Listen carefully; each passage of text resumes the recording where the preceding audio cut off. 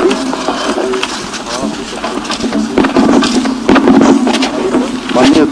माननीय अध्यक्ष जी, स्वर्गीय शैलाराम राव आकस्मिक निधन हम सबके लिए बहुत ही बड़ी क्षति है और सदन की भी क्षति है और राज्य की भी, और विशेषकर केदारनाथ विधानसभा क्षेत्र के लोगों के लिए भी वो लगातार वर्षों से लगातार सेवा कर रहे हैं और वो ऐसी नेत्री रही हमेशा गंभीरता से और लोगों के बीच के उनके संघर्षों में हमेशा खड़ी रहने वाली माँ के समान था। अपने क्षेत्रवासियों के लिए, अपने सहयोगियों के लिए हमेशा मन में रहता था और उनका असमय चला जाना निश्चित रूप से एक ऐसा खालीपन दे गया जिसे जाना संभव नहीं है। उनके जाने से न केवल केदारनाथ विधानसभा की होनी क्षति हुई है, बल्कि सदन ने भी एक ऐसी प्रखर नेत्री, एक उनका हमेशा बड़ी आत्मीयता के साथ मिलना और हमेशा राज्य के मुद्दे हों या क्षेत्र के मुद्दे प्रमुखता से उठाती थी। वो एक प्रभावशाली राजनेता होने के साथ समर्पित जनसेवक और मानवीय संवेदनाओं से भी भरपूर व्यक्तित्व की धनी थी। शैला दीदी ने अपना संपूर्ण जीवन समाज सेवा और कल्याण के कार्यों को समर्पित किया। उनकी सहजता, सरलता और क्षेत्र की समस्याओं के समाधान की उनकी जो प्रतिबद्धता थी उसने उनको अपने क्षेत्र में अत्यधिक लोकप्रिय बनाया। अपने क्षेत्र और देश के हित के लिए हमेशा तत्पर रहती।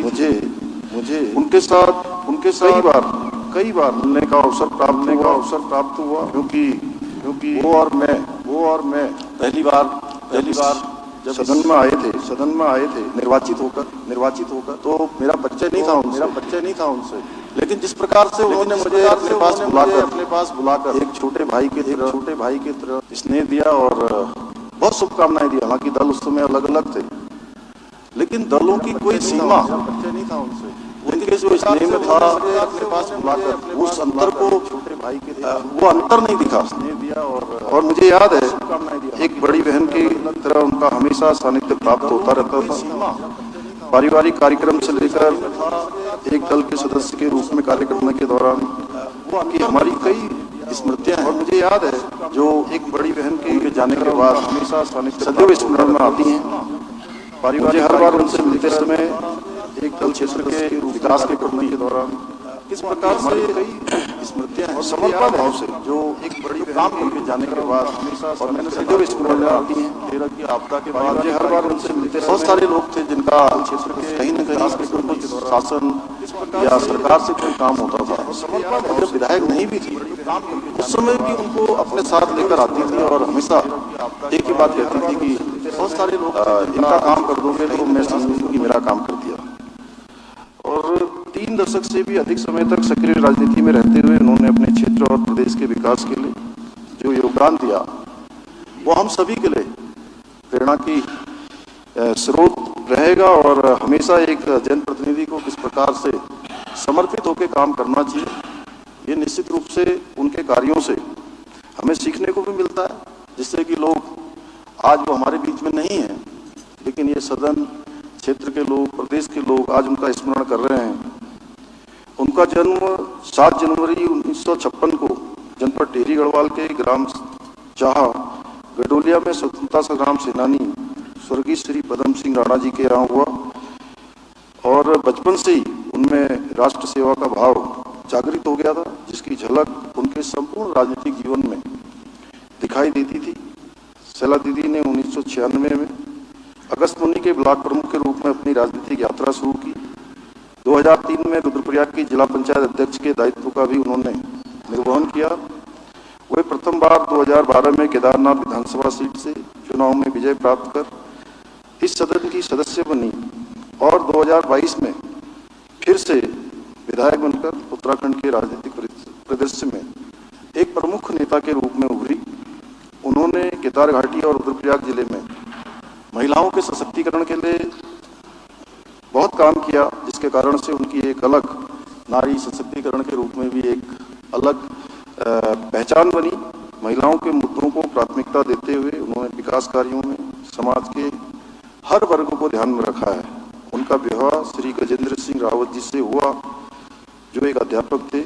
आप दोनों ने मिलकर क्षेत्र में शिक्षा की बेहतरी के लिए प्रतिबद्ध होकर अगस्त्यमुनि में चिल्ड्रन एकेडमी हाई स्कूल की स्थापना की, जिसने केदार घाटी के युवाओं को गुणवत्तापूर्ण शिक्षा के साथ साथ एक नागरिक बनाने का मंच भी प्रदान किया। शैला दीदी ने कुछ समय के लिए शिक्षिका के रूप में भी सेवा की। इसके बाद उन्होंने राजनीति में आकर लोगों की सेवा को जारी रखा। उनकी बेटी श्रीमती ऐश्वर्या अपनी मां के अंतिम क्षणों में अस्पताल में इलाज के दौरान उनकी काफ़ी सेवा की। डॉक्टर से लेकर भगवान तक सभी को उन्होंने थामे रखने की अपील की, लेकिन नियति को कौन टाल सकता है। 9 जुलाई 2024 को शैला दीदी परमपिता परमेश्वर के श्री चरणों में विलीन हो गई। उनके निधन से मुझे व्यक्तिगत रूप से गहरी क्षति हुई है, क्योंकि उन्होंने हमेशा मुझे एक छोटे भाई के रूप में मेरा हमेशा मार्गदर्शन भी किया, और ममता में जो एक बहन का प्यार होता है वो हमेशा उन्होंने मुझे किया है। उनका ज्ञान, समर्पण, सेवा हमारे लिए हमेशा प्रेरणा स्रोत बने रहेंगे। उनकी यादें हमेशा हमारे दिलों में बसी रहेंगी। उनके विचार और आदर्श हमें सदैव काम करने की, जनसेवा की प्रेरणा देते रहेंगे। ईश्वर से प्रार्थना है कि दिवंगत आत्मा को अपने श्री चरणों में स्थान दे, और उनके परिवारजनों को, उनके चाहने वालों को, उनके क्षेत्रवासियों को इस कठिन समय में भगवान इस कष्ट को सहन करने की शक्ति प्रदान करें। इस दुख की घड़ी में हम सभी उनके परिवार के साथ हैं। अंत में मैं बस यही कहूँगा कि कहानी खत्म हुई, और ऐसे खत्म हुई कि लोग रोने लगे तालियां बजाते हुए, कि लोग रोने लगे तालियां बजाते हुए। ओम शांति, ओम शांति, ओम शांति।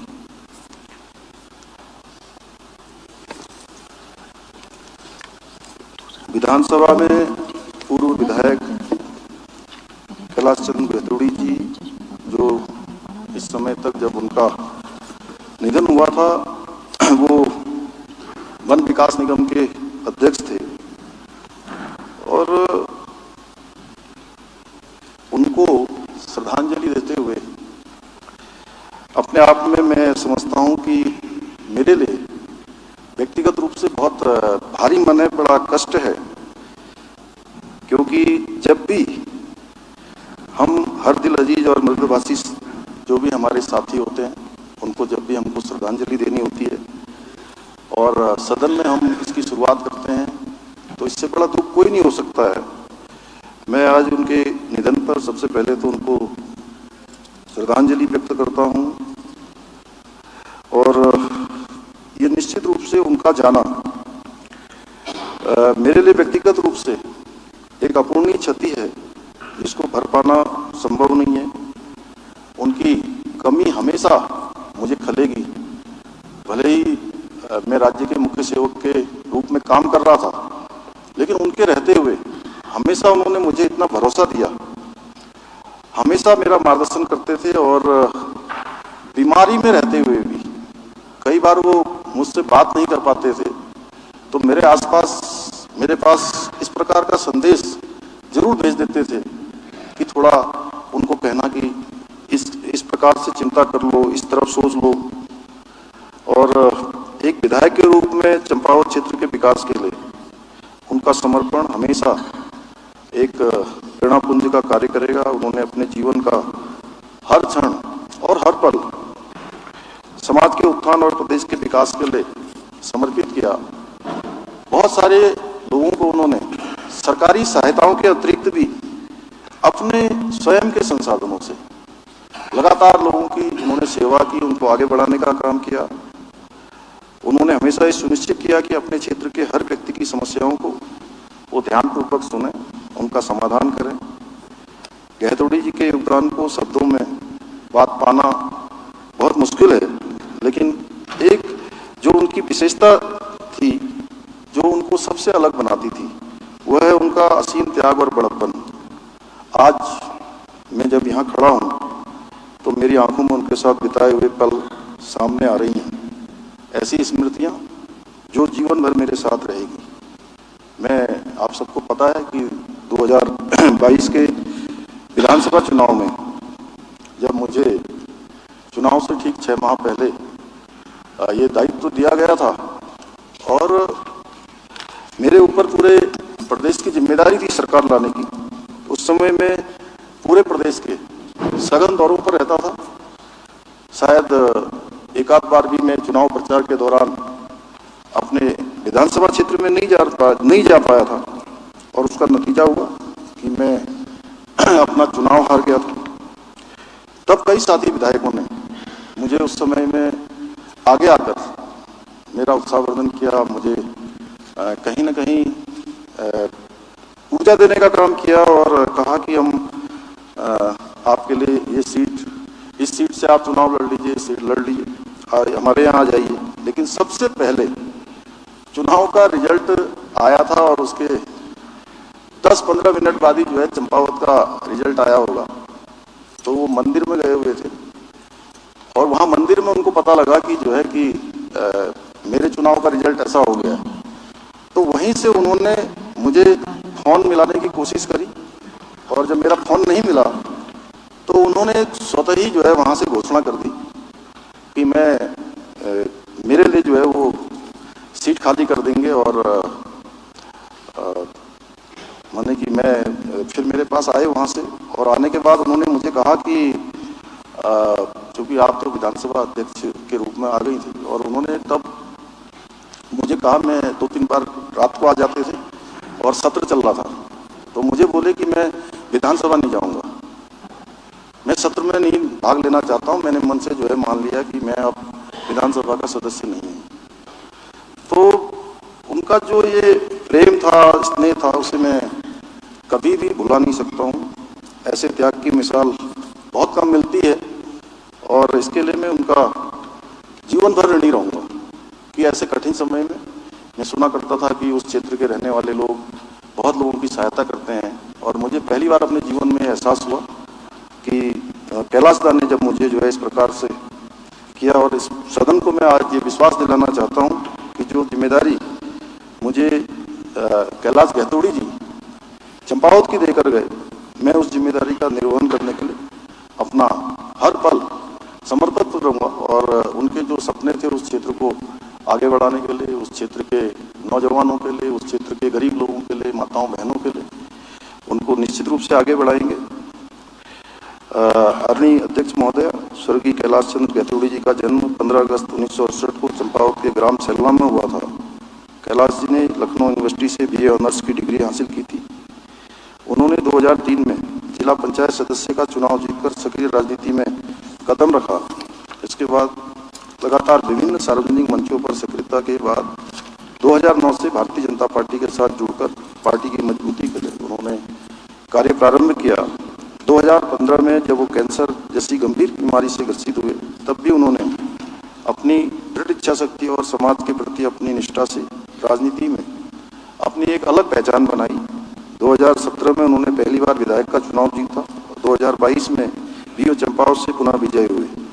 स्वर्गीय गहतोड़ी जी के उत्कृष्ट कार्यों और जनसेवा के प्रति उनके अटूट समर्पण के कारण 2018 में उत्तराखंड रत्न से भी उन्हें सम्मानित किया गया, और उन्होंने विधायक रहते हुए अपने व्यक्तिगत खर्चे पर 200 निर्धन कन्याओं का विवाह और 50 गरीब व्यक्तियों का इलाज भी करवाया। यह उनका एक समर्पण था समाज के प्रति।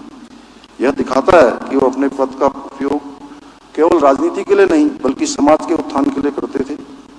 वन विकास निगम के अध्यक्ष पद पर भी उन्होंने अपने कर्तव्यों का सफलतापूर्वक निर्वहन किया। दुर्भाग्य से जनवरी 2024 में उनका स्वास्थ्य फिर से बिगड़ गया और वह पुनः कैंसर से ग्रस्त हो गए। 3 महीने तक उनका उपचार अनेक जगहों पर हुआ, उनको उससे कोई विशेष लाभ नहीं मिला। 3 मई 2024 को उनका दुखद निधन हो गया।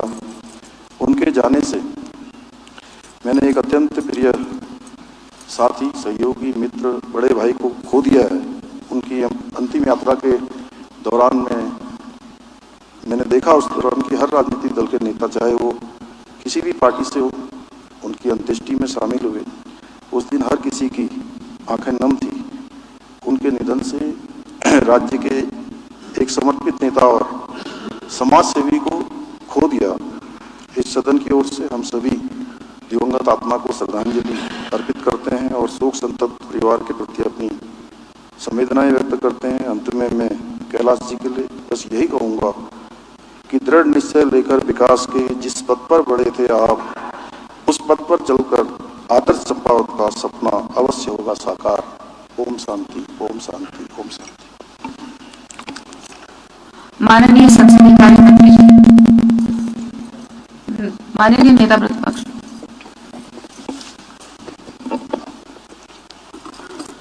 माननीय अध्यक्ष जी,